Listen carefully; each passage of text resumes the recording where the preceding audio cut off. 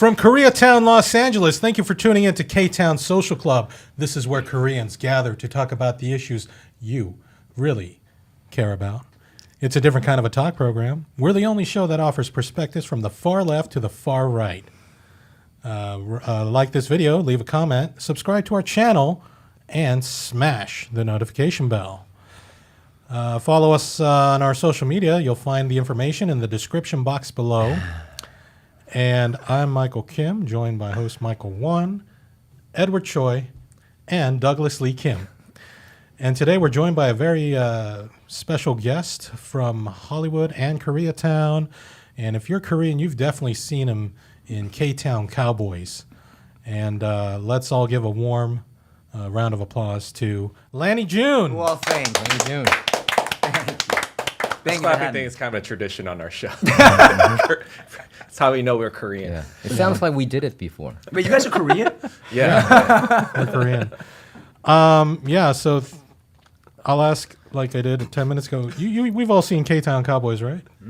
Yeah, it's a great... No. He actually didn't. You never saw it? What's wrong with you? So Ed has to leave. I don't know. He's so good. I was too bougie for YouTube Well, back then. we were also talking about how it was kind of like first of its kind. Yeah, a lot of people So talked yeah, about it it was back 2010 then, yeah. back when I think you mentioned that it was the first kind of like web series that was on. You know, there were shorts and stuff like that I think before, but I think this was like the first attempt at kind of like a serialized web series on YouTube, which is pretty cool. I mean, I caught it, you know, organically when I was in New York. I was just like, oh, what is this? Let me watch this thing. I mean, it torched K-Town in such a best way possible, and we had no expectations. It was one of those projects that came about where DPD and Danny Cho, and we were hanging out every day pretty much back in those days, and we just decided they decided to write something for us, and it was basically just about how we hang out.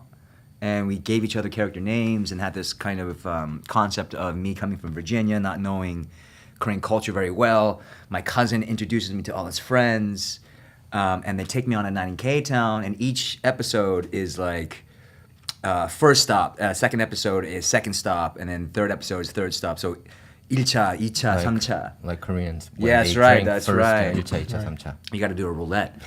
But yeah, like you were saying, Douglas, it's like, I think it might have been actually the first, I could be mistaken, but like the first series that came out.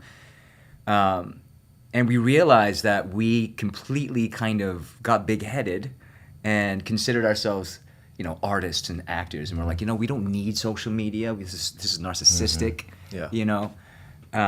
Which that's not false, right? I agree with you. It still is. For but sure. I think like a lot of actors during that time, not just you, I think like me too. I was just kind of like, yeah, I'm not going to do that online stuff. I'm trying to get into Hollywood, right? The like traditional style. Yeah. Because like even back then, Hollywood looked down on internet stuff. That's right. Okay. They saw it as kind of like, oh, like even when House of Cards came out in 2013, They were looked just like down saying, on it? nah, this is whatever. It didn't really take to like when they noticed Netflix was eating their lunch that they were like, oh shit. When they were winning a bunch of awards. Yeah. You know, that's Which is right around the time that social media started getting taken seriously too, like about 6-7 years ago. Yeah, around 2016, 2017, you saw kind of a shift. Yeah. Where, you know, I think Bob Iger started to also say, oh, we're going to launch Disney Plus. We're going to do all these streaming stuff. So you saw a shift in Hollywood around the mid-2010s. Yeah. But yeah, in the early, like 2010 exactly, I think there was this sort of like separation of like church and state a little bit. That's a good point. Yeah. Social media has taken such a big toll on the entertainment industry that now I hear that when you go on auditions, they ask you for your followers. How many followers you have? So apparently when the studios are looking at your picture, right next to your picture, it says how many followers you have. That's wild. Wow. Yeah, it's game. And YouTube is king now because they got rid of the studios. If you have a series or if you're a YouTuber and you have a good amount of following, let's say 100,000 subscribers, and you get about, 50 to 100,000 views, you're making at least 10 grand a month. Way more probably. I'm being very, very shy on the number. But if you think about what they're doing, it's actually brilliant. If we can take what we do in Hollywood, take the production aspect, the quality of it, and transition that into YouTube, you're literally getting rid of the studios, the middleman. You're becoming Costco. You're the distribution. All right. You're the distribution. All the advertising money goes to you, 100% basically. So it's, it's that idea of even Hollywood is changing, like you said, from cable network straight into streaming. But the problem there lies in is the second it goes into streaming, all the numbers get diluted. Yeah. So when I did Baby Driver, I was getting consistent residuals since 2017. Okay, the second it hit Netflix, I don't see anything. And so what's happening is, I think, is Netflix takes about a year for them to start processing these residuals, Oh, okay. which is on purpose. Sure. Because as time goes by, the amount diminishes. Diminishes it. Oh. And so for us actors, it's a terrifying kind of time because all our contracts are being torn apart in terms of when I first started and I was doing maybe 5-6 years into the game, all of us had a base payment. Like we all had a quota.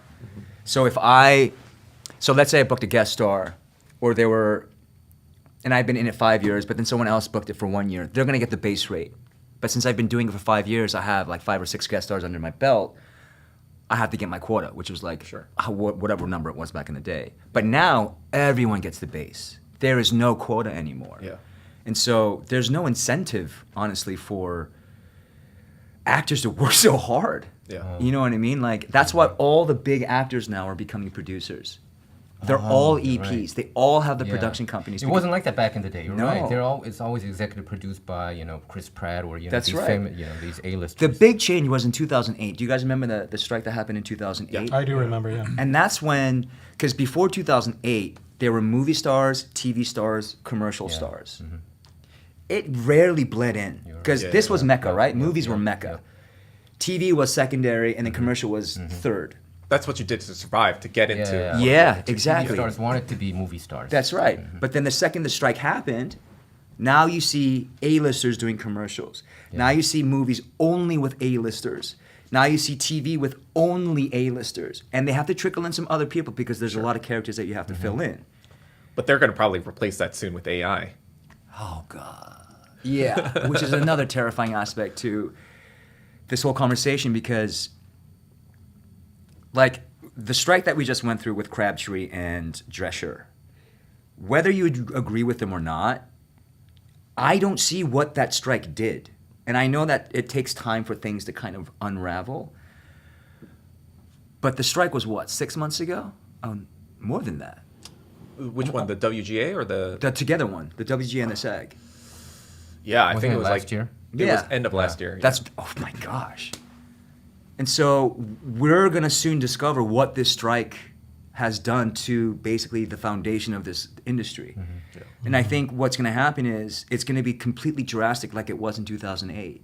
Like, so they say, okay, now you guys are going to get streaming money. And they're like, the top shows. Okay, what determines a top show? Top 10? Top 15? Top 20? Viewer count? Like Viewer count? accolades? Exactly. Yeah. And they said, okay, how much do we get paid based on the placement of where we are on this, right? We don't know. And so what did Drescher and Crabtree negotiate? What are the specific numbers? We have no idea. And so I can't help but think, like, were we represented correctly? I don't even think the... so I've been kind of following a little bit too, since, even though I'm not in the industry anymore, I kind of like talk to WGA people. But a lot of them, they're just kind of like, yeah, this was only to service the top level people. This was only to give them the amount of money they wanted from the studios. This was never about the lower rank and file people. No. Every day. But what's terrifying about that is you're basically getting rid of the middle class. Like what's terrifying about America right now is the middle class of every aspect of society is being obliterated. The disparity is kind of getting... Yeah, and it's in my opinion, it's on purpose. 100% by design. Every conglomerate industry is being monopolized, and it's the same people. And you know who those people are? Banks, corporations. It's the same people. I'm getting sweaty now. Like Goldman Sachs. I mean, now you know why I'm a communist. You know that Doug's a communist. Well, now I do now. Oh, you didn't know? No, but I mean, Yeah. but the idea. Listen, whether you're a communist or a capitalist, it's like I think at the end of the day, it's like the left and right, right? You think they're so different, but if you uncover the veil, it's the same. Oh, And what yeah. You know what I'm saying? You're talking about the Democratic and Republican parties. Yeah, but Yeah, I just agree. but I every agree. facet of It's life. like Palpatine from Star Wars. He's playing both sides of the, from Star Wars. Yeah, I mean, Nice like, segue. Right? Nice I mean, segue. that's how George I see it. Lucas, he based Star Wars on the United I know, States and Vietnam. And so Luke Skywalker was the Vietnam people, right? Yeah, Han Solo, Vietcong. the Yeah, rebels, Vietcong. right? Yeah. Yeah. So there's a good analogy there, and I think so too. Yeah, I agree. Completely agree with you. So we'll see what, like, the actors that I talk to who have been in the game a while, who are getting hit pretty bad. We're saying we just have to stay calm, right? Be vigilant in terms of like we have to see where this is going, but it just doesn't look good. Yeah, at so the like, moment. what are other people doing? I know you mentioned to me earlier that you were considering actually moving to Vegas. That's right. are you? Is that what a lot of other actors are actually considering? I'm as not well? sure if a lot of other actors are. I've just been hearing through a lot of people who have been in the industry a long time that everyone's moving out of California, specifically LA. Because in the unaffordable? industry. Unaffordable. There are no jobs. The numbers that I saw last time, my buddy sent me this tweet by this guy who, I forgot what his title was in the industry, but he said, from what I can recollect, 44% of movies are down and 34% of TV is down. That's ridiculous. And what is Like- everyone watching? That has to be directed somewhere. Sports and reality. Sports is number one right now. Oh, It's is it? So number- reality So that's isn't why- counted in the TV count? I don't know. So that's why Max made a contract with these, NBA games. That's and, right. Like Apple Plus with NFL. MLS. Yeah. And yeah, it's because I was they wondering why. Yeah. because they know the revenue is consistent. Money-making content, It's yeah. consistent because people. It's a religion. Sports is a religion in this country. Yeah. So you want to go to Vegas and pursue acting there, or what's? Yeah, I have industry friends who are out there a little bit. The industry, obviously it's not as prevalent as it is in Hollywood, but it's so close. The railways being built. Mark Wahlberg is building a $200 million studio. Wow, in Mark Vegas. Wahlberg. We just talked about him last episode. Oh, yeah? Last Not week. favorably, but But it's you're hearing all these things about. are there other cities? Like, I know Atlanta is a big hub. and- So Atlanta's not doing too well oh, really? because the production is down by so much. So even Atlanta's suffering. How about Yeah. Pittsburgh? I mean, that's where all TV Well, shows I are know. being shot. Yeah. Okay. What TV's about down. New Orleans then? I've heard nothing of New Orleans. Okay. How about 'Cause I heard Albuquerque? that's- I heard someone told me that New Netflix- Mexico. They're building, Yeah. like Netflix is building a studio there. I haven't heard that, but that would make sense though, because of tax purposes. Breaking Yeah, but Bad, right? I remember Breaking Bad. one Japanese American actress. She wrote an article about how difficult she is. She's she had a prominent role. I think it was Orange is the New Black, something like that. But she has like 2-3 roommates. She has difficulty paying her rent and all. Oh, Because we her thought that account went viral. right. Yeah. And Oh, we it's- thought they were like big time. These artists. Getting Yeah. chunks of money. But So the show The they Bear, were struggling. right? The top show on cable network, I think, or one of the top shows. You have writers, staff writers who can't afford rent. Yeah, that's what I heard. You have actors on the show that can't afford rent, Yeah. and you're a reoccurring like. If this was the '90s, gentlemen, these people would have houses. Yeah. But now we can't afford rent.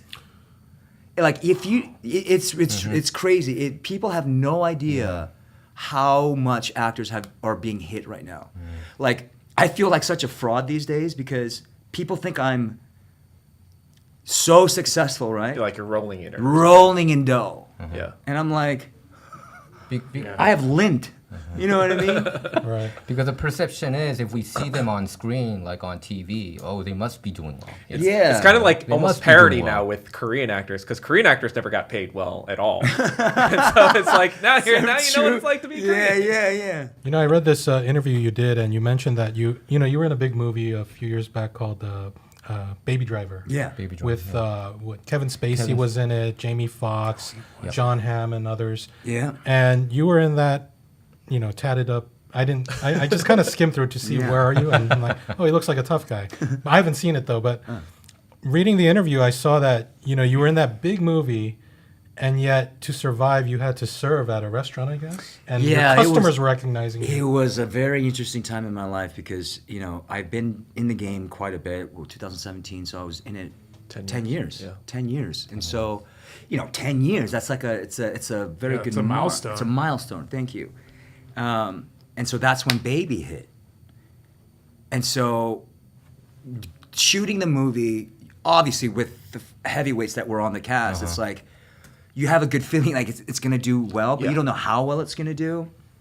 So you knew that it was going to be a hit once you were recording. I mean, everyone was buzzing about it on set, but you also have to understand, like, everyone buzzes all the time. And you so have to hype yourself up. Yeah. But you understood the players in the game, and Yeah. Edgar is a brilliant writer, and he has a brilliant vision. I call him Santa Claus because he's so happy. But during that time, it was 2017. So we have the premiere, and I'm honestly, I am down and out. My finances back then were like, I was dying.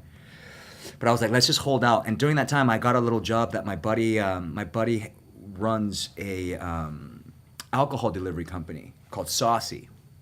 And so I became a driver for Saucy just to like feed myself. I remember Saucy.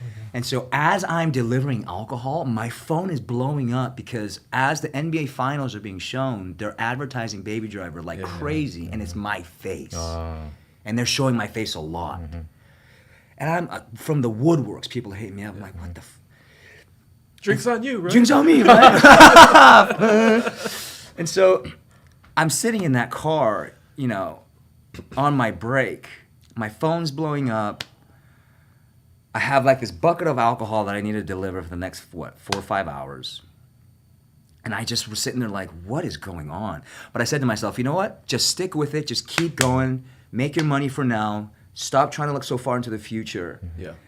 And so I did that, and nothing was happening. And my bank account kept getting lower and lower and lower. And so finally I had to bite the bullet, and I got a job as a server at this restaurant called The Hideout, which is the outside restaurant at the W Hotel near UCLA.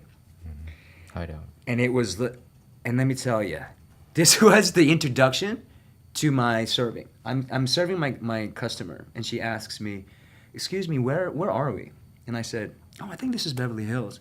And the lady next to us had to make sure that, to tell us, she goes, excuse me, in this manner. She goes, excuse me, this is West Beverly Hills? Oh. And I remember standing there like, what is happening to my life? Because in that moment, I'm like, those are the types of people I'm gonna have to serve? I'm gonna be on the news. Yeah. You know what I mean? Like, and so that was the beginning of a 1.5 years of serving. All the while, like, the movie's premiering, it's doing really well. And then after a couple months, people start to recognize me. Right. And you would think, as an actor, it's a milestone, right? Yeah. To be recognized to do something, it's a freaking milestone. Yeah. But with an apron on, it's a different story. So I have an apron on. So they're and dumbfounded. and verbatim, they're like, Yeah. wait, they're like, Dad, Mom, Dad, They couldn't believe it. Baby Driver. Right? Like, and they go, what are you doing here? They couldn't believe it, huh? They couldn't. You know what that reminds me of? Do you ever watch Better Call Saul? Oh, I've seen episodes, yeah. There's a scene where, you know, he's trying to hide out, right? He's a totally new identity. Yeah. And then Cinnabon the guy. guy's like, hey, I know you from somewhere. And he's just kind of like, oh, God. Yeah, it was that. Yeah. But it just, every time it happened, it was like a punch in the gut. Because it was like, after that whole fiasco, it's like, okay, what would you like to drink? Yeah. You know what I mean? Like, Did you ever pretend that you're not that actor? You know, I'm just wondering. You know? no, I couldn't. I just couldn't. Because even when I started, the entire staff that I worked with, they're like, Oh. and they're like, what are you doing here? And I'm like, I don't want to tell this story. But yeah, that was, you know, it was such a wake-up call. I would have been like, that's my twin brother. He's got all this tattoos. Do you not see Right, this? exactly. What is that? Racist? That's You can't yeah. tell Asians Yeah, apart? yeah. But that's the reason why. So I ended up booking this commercial. It was an AT&T commercial, and it was national. So I was like, you know what? This is my ticket out. So I quit my job, and then they bump it down to cable. And I'm like, is that even legal? They're like, well, yeah, contracts have changed. So I'm down and out again. I'm like, what? I'm like, just throw me a bone, universe. And so that's when I realized I had to take initiative and do something for myself. And that's where June Boxing came about, where I realized I'm comfortable with boxing, but I'm like, why would anyone want to learn from me? Like, I was never professional. I rarely trained with professional players. But then I realized a lot of people don't have basic mechanics. And so I targeted like the everyday, noobs. the noobs, yeah. But like then when someone like me. yeah. And That so, wasn't acting. I would tell. but life is very, what is it? It gives you certain signs sometimes, especially when there's a lot of pressure. You have to figure something out. And I feel like that's what's happening to me now again, where it's kind of this pressure build, and I'm trying to hold on. I'm trying to see if there's opportunity on the horizon. But for the most part, it's just like, I don't see any hope. Yeah. You know, but you maintain, you keep working the acting muscle. And I was this year, this is what I didn't even tell you, Doug, is I was planning on moving to Atlanta Oh. in January because season 2 of the show that I did in 22 called Wolfpack, and that's another story. So Wolfpack was a hit. Like we were, I think, top 10 the entire year. We got nominated for Best New Series on MTV Awards. Like Sarah Michelle was back. Rodrigo Santoro was killing it for Brazil. Oh yeah, I watched that show. I was Oh, like, you how does that did? sound so familiar? Yeah, I have seen a him? huge crush on Sarah Michelle. Gellar. Oh, really? I love I know. I could see the difference, the spark when you said Sarah Michelle Gellar. Still I'm love trying her to so remember her much. face. She's still gorgeous. I love She's her. still gorgeous. Yeah, Buffy. she looks the same. Buffy, yeah. And so, like, we're doing the show, and it's with Jeff Davis, who also created Teen Wolf, right? Also the creator of Criminal Minds. And so, being under that umbrella, you just knew there was a huge fan base. Like, there's a huge fan base. And so, when we premiered, we did well. Long story short, January comes around, 2 days before we were supposed to announce season 2. And I mind you, we're all gearing up to go back to Atlanta. We get pulled. The carpet gets ripped right from underneath us. What happened? Because the strike, also Showtime and Paramount Plus, I believe, mended. And because of that, there was a lot of fat being trimmed. But don't you want to trim the fat that makes you no money? Like, how do you cut a show that was doing well? Unless we were being lied to, and the numbers weren't good. And so I guess the whole point of this story is, like, Hollywood is so volatile in so many more ways now than it was ever before. Because before, When it was already pretty volatile Yeah. as an industry. but now we're talking about streaming. Now we're talking about AI, and like, and who controls it? It's just a handful of people, Studio heads. Yeah. studio heads, Yeah. who, you know, look, I'm sure they're brilliant in one aspect. Or maybe Clearly, used to be. None of them have any idea what's cool or what's going to be good anymore. That's Right. why we're getting another round of sequels. I Everything is saw sequels. like everything Yeah. is Incredibles 3, I Moana know, 2. everything. Everyone was all like so sequels, excited about It's like- D23, and I was like, sequel. Yeah. Sequel. It means that creativity's We've been going asking down, for this you for think? years. it's been dead for so long. Yeah. And when you are creative, they don't want to test it because there's no numbers to back it. That's what happens when you get Oh, when you okay. age out in Hollywood, but you're still running a studio. You don't know what the kids want because you're so far removed from Exactly. it. So you just rely on numbers, and you return to sequels. You're like, well, Incredibles 1 did really well. It's been 20 years, but let's make an Incredibles 2. And you're like, I did What? like And then Incredibles. They've 2, been though. doing like a sequel did thing like for it. so long that they can't even like stop if they Yeah. wanted to. Yeah. Because now it's like You're right. entrenched where now like, you know, you can't even make a new original thing anymore because the amount of marketing you would have to put into it. And So you even- want a franchise Yeah. that Yeah. has a That's proven why record. like even 5 years ago, every studio was scrambling for their franchises. I mean, they just announced the Toy Story 6. Did and they really? ended it like Are you 3 sure? times. yeah. It should be Toy Story 5. Or 5, whatever Yeah, it is. They 'cause just announced it. I watched 4. And okay? Frozen 3? Frozen Frozen I didn't even know 3. there was a Frozen 2. Hey, and they brought back Robert Downey Just Jr. to Avengers because they felt Marvel was tanking, so they had to bring him back, Well, right? they replaced Downey with what's his face that got blacklisted for. He was in Creed 3. He played the bad guy. Oh, you mean Jonathan Myers. You're right. Majors. Majors. Sorry. Because Majors had some sexual assault. No, it's domestic assault. Yeah, It was domestic acquitted. assault. It was acquitted. There's video of him not actually doing it, but like running away. when Hollywood deems you bad, you're just done. Yeah, you're I heard that the blacklisted. girl is a white girl, right? Yeah. Yeah. So there's some, I don't know, some Racial conspiracy theory. tension. Yeah, so there was some There conspiracy was this regarding meme that, too. online though, like Marvel has the chance to do the funniest thing and bring back, you know, the original War Machine as Kang, Terrence Howard. War Machine is Kang. Terrence Howard. Anyway, Yeah. yeah, the Hollywood thing. So yeah, it is unstable, and you had to, even though you're in a big hit movie like Baby Baby Driver, you were delivering alcohol, and then you were Alcohol, working at and a then became restaurant. a server, and then that's how I created my boxing business. Right. So can you tell? Yeah. What is June boxing? What is that? June boxing is just a one-on-one. I teach you basic fundamentals. But what I realized though is when you teach the common man or common person, excuse me, you soon learn that it's not boxing you teach, it's coordination. And it is tedious. It's absolutely tedious because I love boxing. I want to box, but you can't box without. I just said the Sparring word. partner or No, what? fundamentals. Fundamentals. And yeah.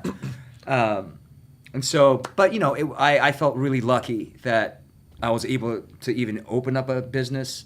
Felt lucky that people wanted to even train with me. But getting 1 to 2 to 3 clients, you start to get a hold of things. And I started to understand certain aspects of it and start to really enjoy it. I was learning myself too as I was teaching. And now I'm like thick in it. I took a massive hit because when I was shooting the show in Atlanta, all of my clients had to leave because I was shooting in Atlanta, and so I had to rebuild my business. But I feel lucky that at least I have something else besides acting. Because if there's any advice to any actors out there, just don't do acting ever. Just don't ever do only acting. And I think that's why Douglas left too, right? That's I one of the mean, reason. part of it was, just seeing Hollywood in just such disarray, and wanting to do something else with my Yeah. life. Yeah.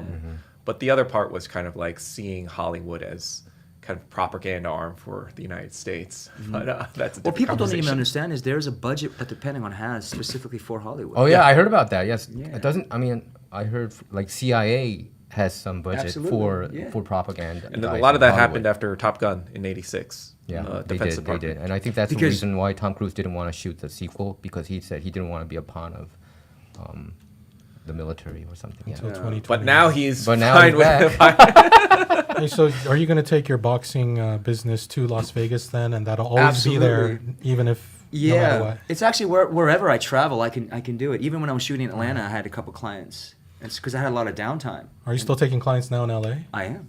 I'm maybe gonna. Come on! Where's your gym? Where do I do it? I have a setup in my backyard, Oh, nice. in my house. Yeah, it's just Like, Was it like an hour lesson, 30 minutes? How long is it? if you can last 50 an hour, 50 an hour. But like most people can't last.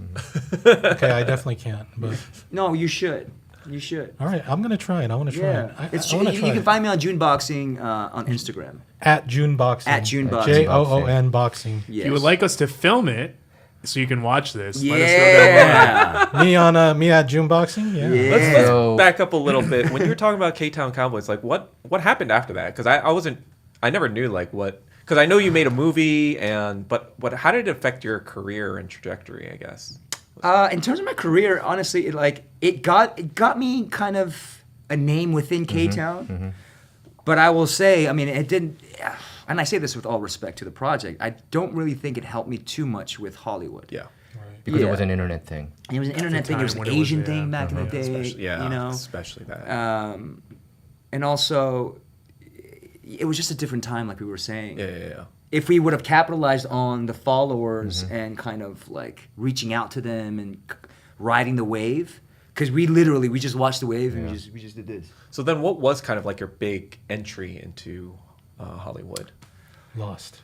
Oh damn! I actually saw that. Damn. Lost, what season were you in? Season 4. It's like Kim Yoon-jin's doctor, I think. Yeah, a flash forward, Oh, and okay. I was like the Doogie Howser. I was 24 years old. Oh, you were 24 years Like old. I couldn't be a doctor in real life. 24 years. I Yeah. just graduated college, basically. And you played a doctor, right? Yeah, and so I remember walking. It was huge. Lost was huge. I was a huge ABC fan drama, in college. you know? I was a huge fan in college. So when I booked it, I was like, no It's a dream. way. Yeah. Yeah. Wow. No, Hawaii and- no You're way. making it. Was Kim Wait, was Yoon that nice- shot was in Kim Hawaii, Yoon nice or was to you? that- The nicest. She was. She was okay. really nice. No, this was that your shot in this was Hawaii? your character. You're- North Shore. That's right. That's my very first autograph picture I sent to, I believe, Germany or Sweden. Hey, you look older there. I was You fat. were- No, because what happened was, so I show up to set and I walk into the makeup trailer, and there's this one lady, and we won't mention her name because she wasn't very nice. She goes, "Can I help you?" And I go, "I'm playing Dr. Bay." And the switch that she made, she goes, "Oh my God! Oh, come, please, please, please." Oh, that's you got the Jeremy Lin treatment. Wow. Yeah. Well, what's the Jeremy Lin? So basically, he pulls up to the Knicks thing, and he's like, He ruled the world stopped for by a couple security. weeks. And the security's like, "What are you doing here?" It's like, "I play for the team." It's like, "No, you don't." Are you? Yeah. That's hilarious. But she got really nice and I was shaking. I was so nervous, Yeah. and she was so nice. She'd be like, she goes, "You're doing such a good job. Just breathe, take your time. We have all the time in the world." Which But then, is like, why. lady, it's your fault I'm this nervous. You're so hot. Yeah. No, but she was really nice, and I was lucky enough to know Daniel before. I met Daniel Daniel Dae Kim at Busan Film Festival in 2007. Oh, so you went to Korea for that? Yeah, so I went to Busan Busan Festival. Film Festival so the very first movie that I did was called West 32nd. And that was CJ Entertainment's Yeah. very first American movie that they did. And so when they invited us to Busan, we stayed a week in Busan, did the festival, and then we did a week in Seoul to promote. But it was one of those things of like, that was my introduction into the industry. And I feel, I kind of wish it wasn't that way because you get spoiled. You get so spoiled. Like my first movie was the John Cho, Grace Park. Right, yeah, John Cho was there. Korean actors. That was when John Cho in his prime, right? John Cho when Yeah, I mean, he was I mean, he was you know, always. I mean, even at that time, he was big. Yeah. American Pie all the way to Searching. I mean, Harold and Kumar, that was Yeah. huge. That was American huge. Pie is where, The MILF.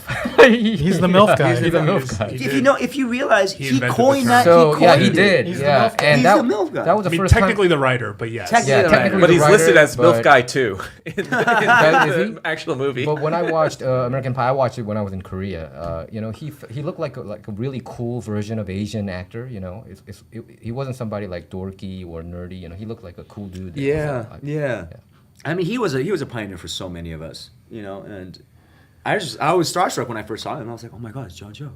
And so having that experience of that being kind of the introduction, and then Lost being my first TV show, I just remember moving back from New York to LA. I'm like, what's hard about this? and then And then I pissed off the 10 years gods, right? And then like some odd years later, it's just like they're like, I'm just going down this rabbit hole of like, I don't know where this career is going.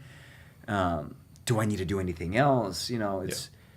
But at the end of the day, I'm a firm believer that you just always have to do things that make you happy, even if it might be you might not be able to eat. But at the end of the day, if you don't have a family to take care of, at the end of the day, you gotta do what you love. Yeah. But that's a what is it? That's a blessing, and that's also a curse. yeah. How come CJ didn't continue those movies along that? I mean, they do now. Well, At that time, the thing about West 32nd, there was That's Ktown in New York, right? yes, Okay. yes. There was a character, and I won't mention the name, but there was a character that they really didn't like. And I think there was a falling out with one of the production people, but they were super gracious to us, super nice. I remember getting ripped with the Samsung CEO and the CJ CEO, and they taught us how to drink like these 폭탄. 폭탄주. It was different, like 폭탄. Oh, really? And then they're like, whoever drinks it the fastest wins. I'm like, whoever drinks it the fastest dies. That's the game. Yeah, that's a Korean stuff. But no, they were really like, they took very good care of us. And again, that was my introduction to the industry. And so I had this kind of expectation. Super glad I experienced it, but it just gives you, like once you taste it, it's like, gotta get back there. Right. But that's taught me to kind of learn to teach myself to just simmer down and just one step at a time. Actually, that's very similar to what Tim Joe was saying. Like he made, he was saying that he was making acting his idol. And now he's in a better place by like just Joe? Tim Joe, yeah. Tim Joe. Yeah. So when you did Baby Driver, how long did the high last? You have this high, right? People recognizing you and... I shoot the movie, I come home, I'm high for that whole year. Because we shot 2016 spring bleeding into summer. And then it premiered the next year, 2017. So yeah, that whole year I'm like, I'm ready. You know what I mean? Like I was priming myself. Just telling my agents it's like Let's go. calls are coming in. I know they're gonna start coming in. Let's go. Right. Crickets.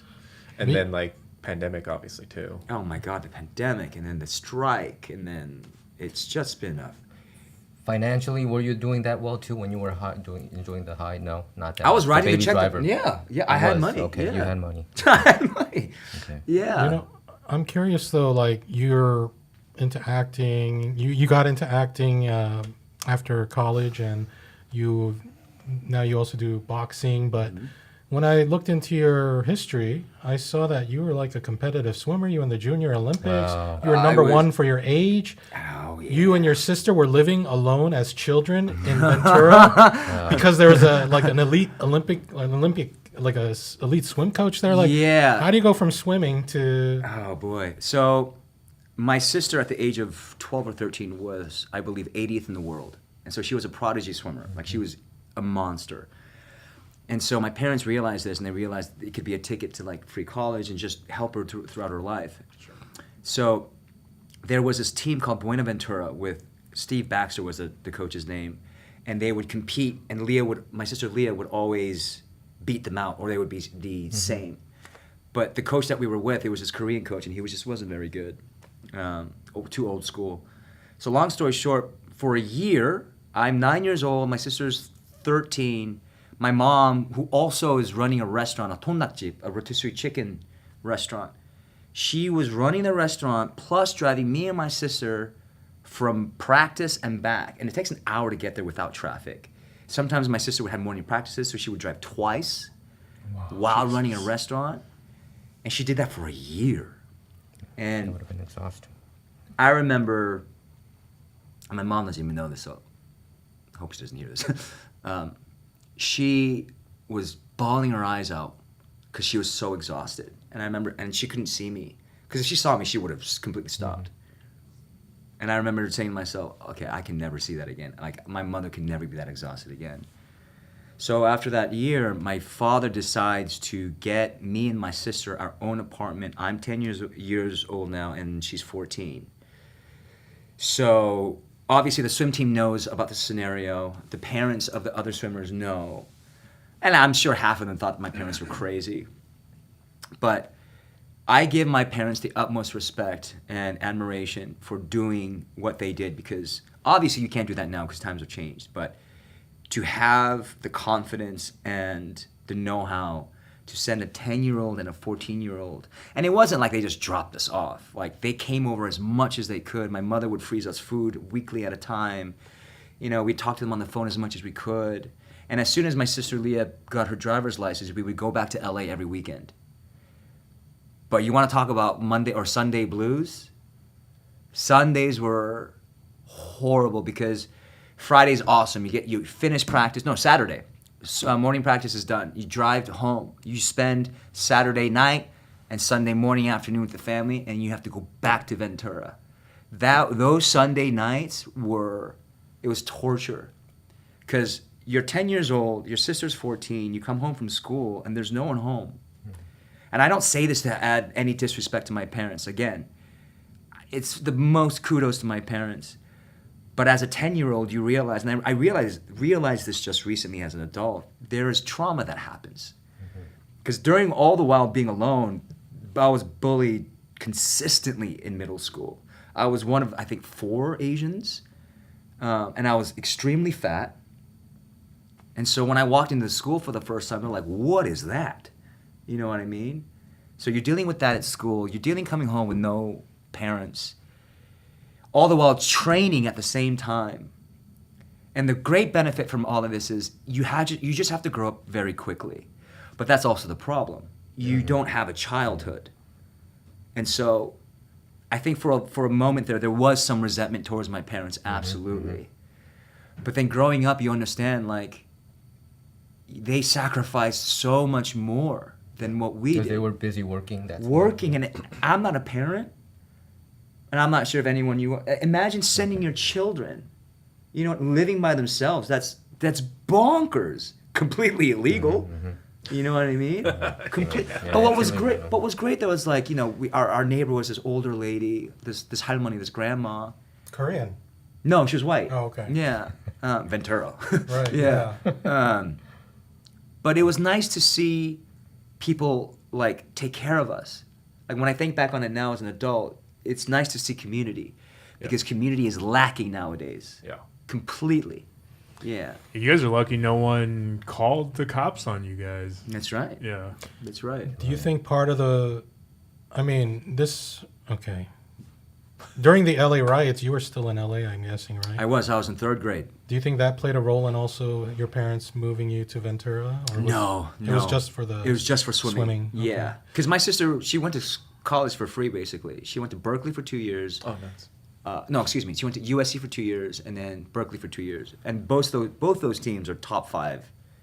Do you D1. watch the Olympics and swimming and stuff like that? Or It's my favorite. Although this year, I will say, I just haven't been up to date. I guess like, have you been seeing some of the articles and media about it Yes. though? About like Chinese players were dominating. doping or whatever. Oh, I just saw that interview about the Chinese swimmer who won the 100.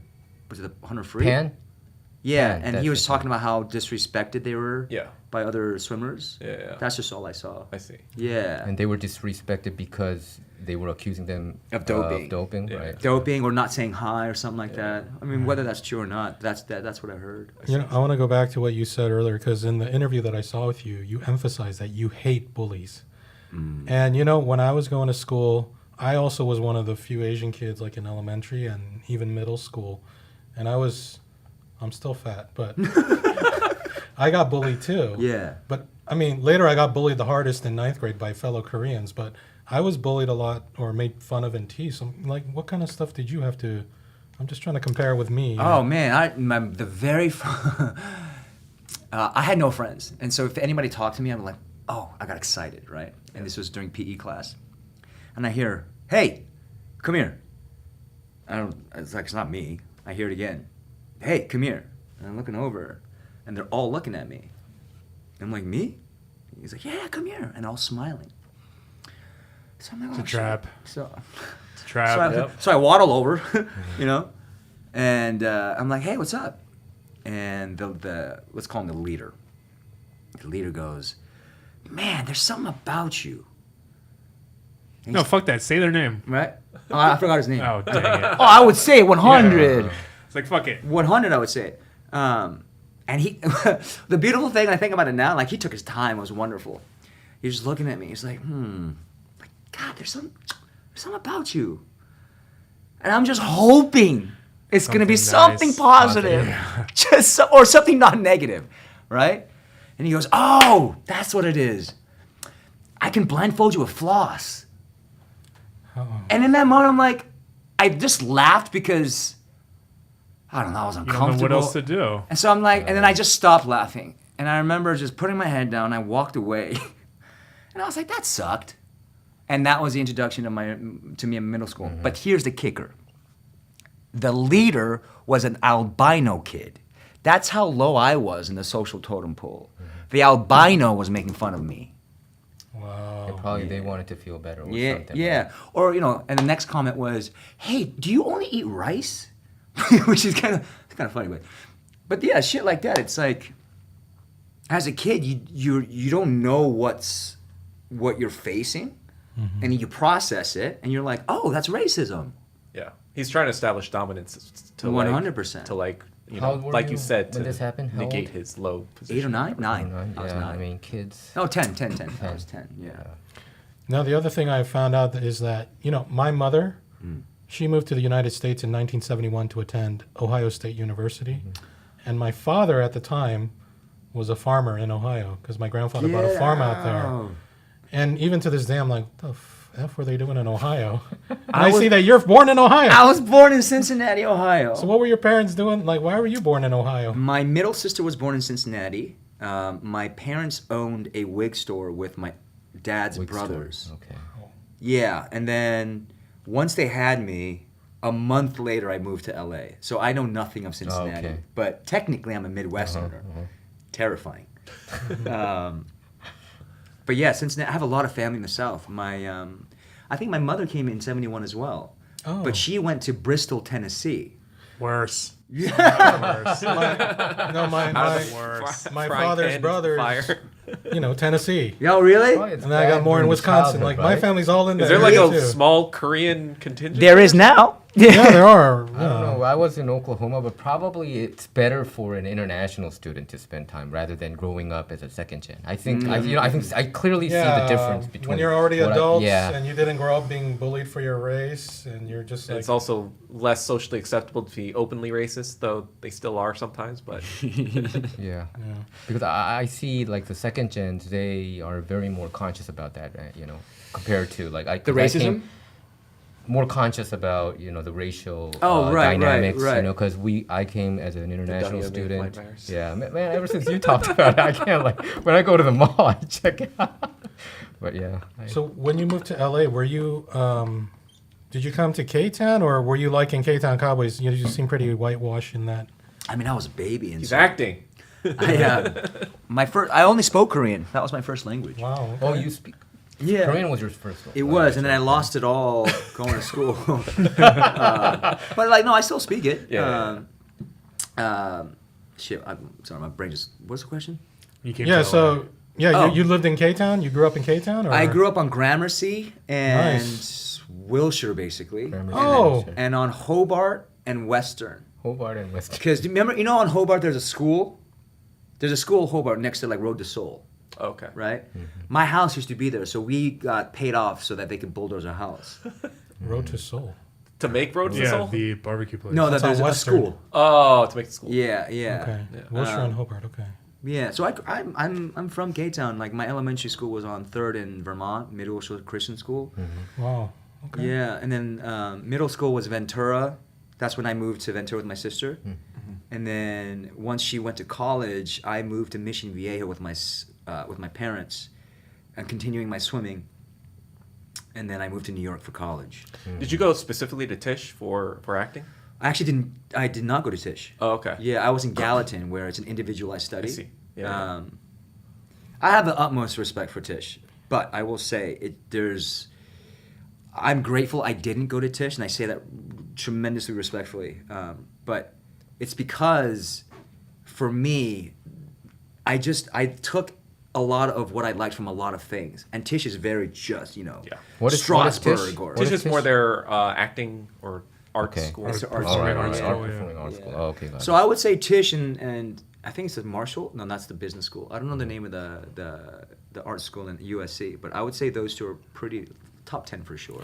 But you were a heavy dude, and you were still a great swimmer, huh? Yeah, that, Fat floats really well, Mike. No, don't you kind of lose weight immediately like, if you're so good at swimming? You had a disease, right? Your elbow. Oh yeah. So no, this one. Man, you know everything. Jeez. So when I got skinny, Uh-huh. I got slow. So my Wow. best event as a child when I was fat was the backstroke. Okay. And I just remember like I just laid my head back and I just flailed my arms and I Yeah, you hit went the really wall fast. first. I'm like, what's hard about this? Oh, okay. So There was you were no naturally like talented. there was no structure to the form. And I think once I started to like get muscle and I started to lose my fat, I can start to feel the muscle, right? I'm like, what the? And everyone blew past me. Like my fastest year was sophomore year in high school, and I couldn't get any faster. But I will say I was training with killers. Like I don't know if you know any swimmers, but Amanda Beard back in the day, Of course, Aaron Amanda Beard. Pearsall. Yeah. Yep. I mean, we would all do dryland together, and they'd have their own workouts. But once in a while, we would all train together, and that's the pedigree I come from. So I was like slow compared to everybody else, but I guess compared to the normal person, like I was okay. Right. I was recruited to NYU surprisingly for swimming. Oh, Wow. Yeah. And then while you were at NYU, you decided you want to go into acting, or what happened there? I knew I wanted to act before going into college, and I knew that What was your passion? Yeah, but I never did it until college. And I got an internship with Arista Records, and getting an internship your freshman year was really difficult, but I got it, and so I was like, I'm not going to lose this. But it would interfere with my morning practices, so I went to my coach, Bob Sorensen, and I said, Coach, I have this amazing opportunity with Arista Records who can really help me, but I have to miss morning practices as you can't. just off the bat. So I said, I'm done. I said, I didn't come to college to swim. Like, I was done with swimming in my sophomore year. How did your parents feel about you Going to acting. putting aside the swimming and going into acting? They loved it. Oh, they They were loved it. very supportive. It seems like different from a lot of other Korean American families. Like when I grew up, you came from a very loving and supportive family, and that your trauma came from outside the home, not inside the home. Oh, the inside too. We talked about it because Inside, yeah. because you came back home at late, you know, on Yeah, Sunday night, and it's- his parents were not being there. It it's- kind of affected him. Yeah, Yeah, it's so- that was definitely the Yeah. beginning of it, but it was also my parents' relationship has never been wonderful. And again, like they stuck together for the three of us, and they're still together to this day. But I experienced World War III every day by myself without my sisters while I was going to high school because they were all out of the house. And so going from having no parents for 3 years and then going to having too many parents Oh, yeah. in That's- terms of like they just wanted to kill each other, Wow. you know, and I'm in the middle of it. And that's when I discovered that I had severe ADHD. Because growing up in the household, the marriage wasn't great. There was loving moments, and I saw some wonderful things, but I soon discovered that ADHD, most of it, comes from trauma. And this doctor, I forgot his name. Gabor Mate. Yes, he said said that. that? He said Yeah. that when you're in a household of trauma, let's say the parents are fighting constantly, your brain has to somehow shut it off because you have to survive. Yeah, like a defense mechanism. Exactly. And so this would be me in school. I'd be taking a test, and I would hum out and had no clue. And the teacher would go, Lanny, please stop singing. We're taking a test. And I'd be like, Miss Hill was her name. I was like, Miss Hill, I'm taking a test. She goes, I know, and you're singing. And you didn't even acknowledge I'm that like, what you am were I? singing. I'm not singing. I'm taking a test. So I'm doing it again. I sing again. She goes, you do it one more time, I'm going to send you to the principal's office. And I'm like, Miss Hill, I'm doing a test. And she goes, don't play with me. And I did a third time. She goes, go to the principal's office. I'm like, so I told my mom.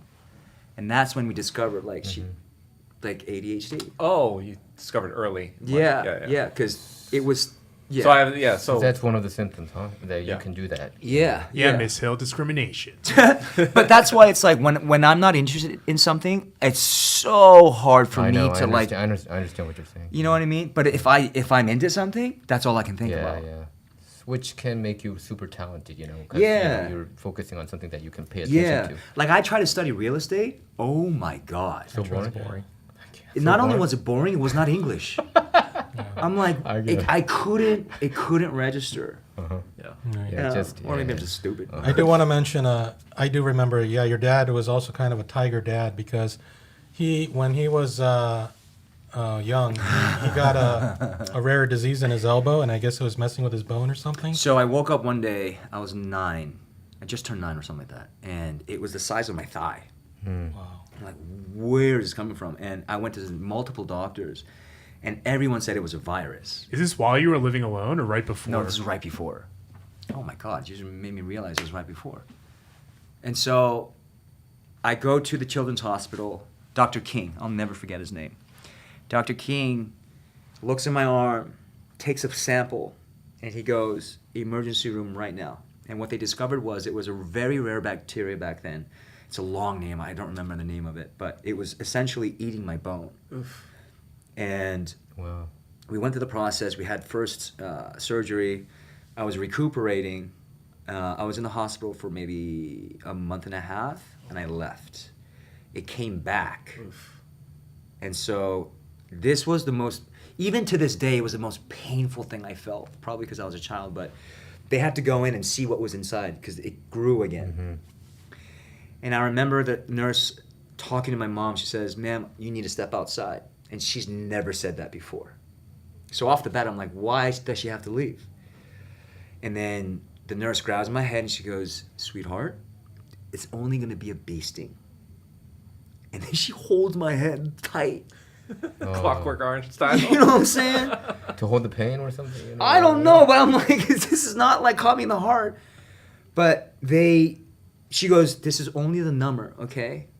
I'm like, okay. And they stick it in, and I scream. and she holds my head. And that's the number? That's the number. Well, hopefully it numbed. So that's the first needle. Second needle. I see the freaking needle. Mm-hmm. It's basically like a butthole. It's that thick. Is that the size? You know what I mean? It's that Donkey needle. Donkey needle. And they go in. they don't my elbow. You guys know. We did it as swimmers. It was horrific.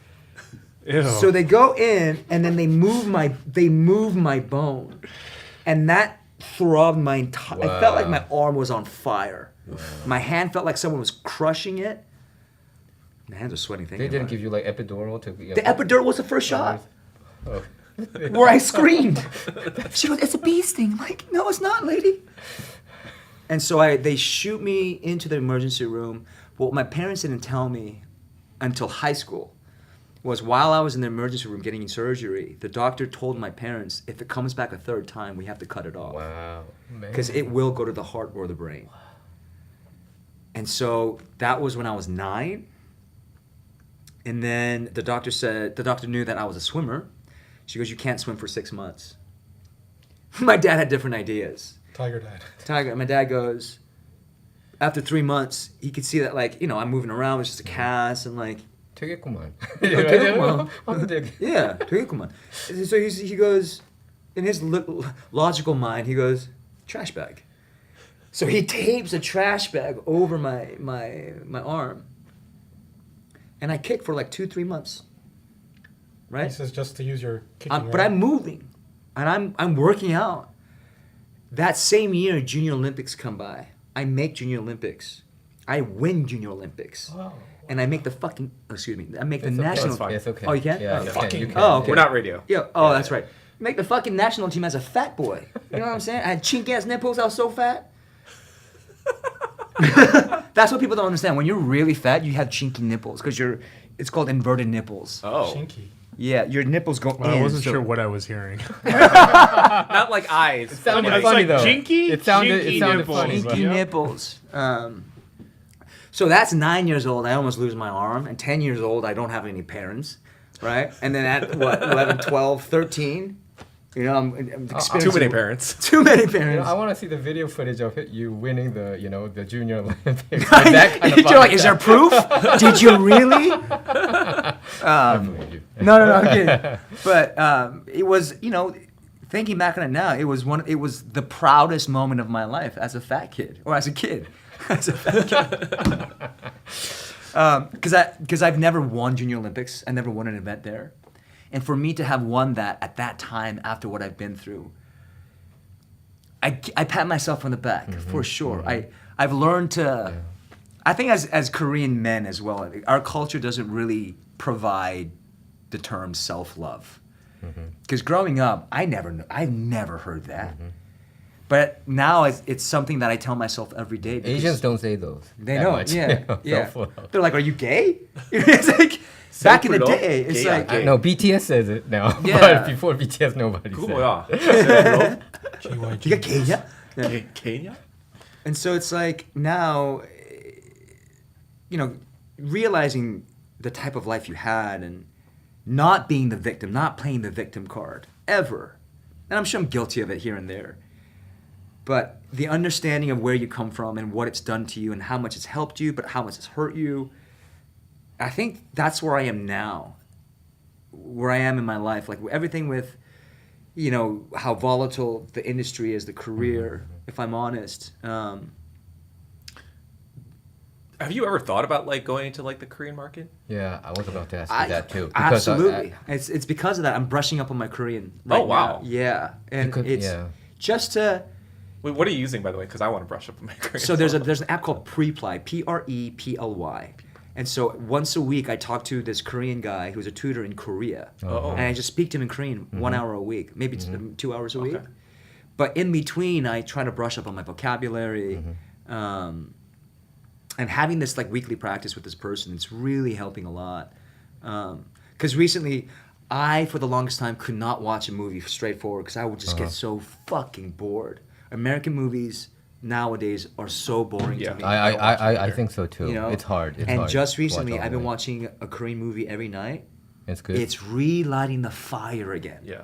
Like- Like do it without the subtitles to like try to. Sometimes I'm like, Yeah. don't understand. I was like, So you wanted to do this because of the wave of like Parasite winning the Best Picture and Squid Game dominating on Netflix. And, I mean, I'm sure that Minari helped. also getting accolades. I'm sure it was an influence of some sort for sure, but it all stemmed from me wanting to like relearn Korean just really well again because I want it back. Because I bet there's a lot of market. Actually, a lot of Koreans respect Korean actors who can speak English. So there's a market. I'm for sure. They don't I really would think. respect Korean American actors who speak Korean though. They think that should just be standard. Oh, right. Oh, you think so? Yeah. But it's because of the Korean market right now, and the Korean writers are amazing. Like it's so original, because Koreans know pain and suffering and sadness. We call that the Han, right? Han, yeah. Han. Han. And so, watching these movies and kind of having the fire relit, it's really helping the career out here, like my career. Yeah. Because in the 90s, do you guys remember how dope the movies were in the 90s? Like every other movie was amazing. Face Off, Yeah, it was Broken great, Arrow. yeah. Freaking Yeah, Armageddon. I don't know. We also had Matrix. Ninjas 2 during Which the was 90s. fucking amazing. Wait, Three what? ninjas? Come on. Yeah, Three Ninjas. But do you remember they went to Japan and then they played Soteji Boys? And I remember sitting in the theater being like, oh, this is what racism is. And, I really remember being like 8 years old and listening to Soteji as they went to Japan, and I was like, oh, I get it. This is racism. Yeah. So on that note, like, what would you say like being Korean was in the industry? Like, what was your experience like with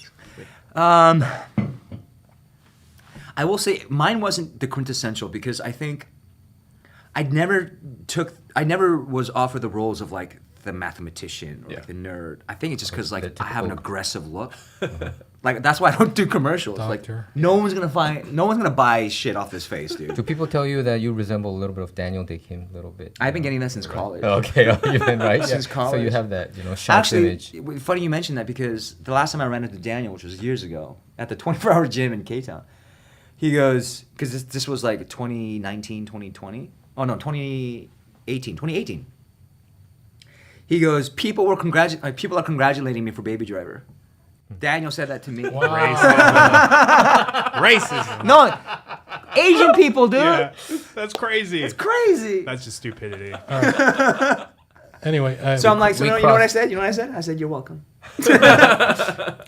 It is a unique look. Daniel has Yeah, a unique right. look, and you Yeah, do. yeah. I did. You're like I a did character see him. actor. I know he used to stay in the Pacific Palisades sometimes. Do you know about that? Daniel Day? Yeah, because I think he was living in Hawaii at the time. Yeah, he oh, has- for the show. He or must something. be. Yeah, he has must to- have You been, should, must you have should- been, yeah. But his Wi-Fi Shot in agent or Hawaii. whatever, somebody lived in the Palisades, and I worked at a video store there, and he would just come by, and I'm like, oh, that's the dude. And he goes in the back room. The triple. Oh, the I'm porn kidding, room? I'm No, he kidding. didn't go go to there. J.J. Abrams and David Lindelof being like, hey, Lost spin-off Dude, oh, could you starring imagine? me? But anyway, we're a little over now, Okay. so I just have like two more questions. Mm-hmm. Yeah. Actually, were you in the Ktown? They made a movie, right? Ktown Cowboys, the movie. I don't think I saw you in there. Were you? Yeah, I was shooting some other project. I couldn't commit to the okay. project. Yeah. All right. The other thing I wanted to know, since you're a swimmer and you're Korean and all that, and your sister, you guys must have met Sammy Lee. That's like saying The John. That's diver. like saying John Smith. Sammy Yeah. Lee. Sam Lee. He was like the, The diver, first the di- Korean American the diver guy who won like medalist, gold gold for medalist. Oh, no, swimming we and all never that. He died at the age of like 90 something a few years ago. Yeah, he was getting lost all over the place, right? And he was. Yeah, he went Oh, so missing this is for a like while. a long time Yeah. ago. Oh no, I've never Okay. heard of Sammy Lee. Yeah, I think he. I mean, it sounds he's like he not a was swim- like 60. No, he's not. He's not I know. yeah, We were that age. so he's not a swimmer. He's a diver, right? He's a diving. Maybe, I yeah, don't diver. know, yeah. Yeah, so it's a different. Okay. And last question. Korean American actors or influencers like Bobby Lee, John Cho, Justin Chun, Daniel Henney, Sandra Stephen Oh, Yeun. Ken Jeong, Randall Park. Do you guys all like get together Yeah, and hang out? Like wonder, yeah. what goes on? You guys have a special cacao chat room? No, I would say we all know we know Mm-hmm. each other. But like the last time I saw Randall. Sorry. Randall Park. Yeah, we call him Randy. Randall was I helped him for his Korean in The Interview.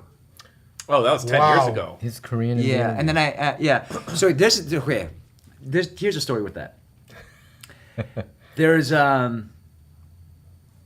a movie called Gregory the Nuisance, and it was a. Do we have time? Yeah. Okay. Go ahead. Yeah.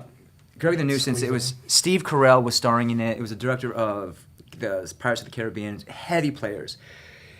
It was a story about this Canadian illustrator who goes to North Korea, acts as a teacher professor for illustration, but is actually creating this underground railroad, and it's based off this graphic novel by this Canadian, and they made it into a movie. Mm-hmm. I got booked to play the part of the henchman chasing Steve Carell. Okay, we got booked. We had a table read, and I just remember sitting again. It was that moment of like, holy shit, it's happening. Yeah. Right? And this is before Baby, actually. Yeah. They tell us we're going to be in Siberia for 4 months. Ugh. Okay? Do you guys remember the Sony hack? Yes. Yeah. And do you remember why they said they hacked it? It was because of the movie The Interview. Yeah. It was based on North Korea, right? North Korea got mad, and so they hacked Sony. That was all bullshit. It actually turned out to be a disgruntled you know worker. that it's bullshit. Yeah, it was a disgruntled worker. Yeah. Yeah. Because of that, and because our movie was based on North Korea, New Regency was producing it, but Fox was distributing it. Fox pulled the plug Yeah. instantly. Yeah. After that incident. So my career has been, and again, I don't knock it whatsoever. It's just, it's different timing for different people.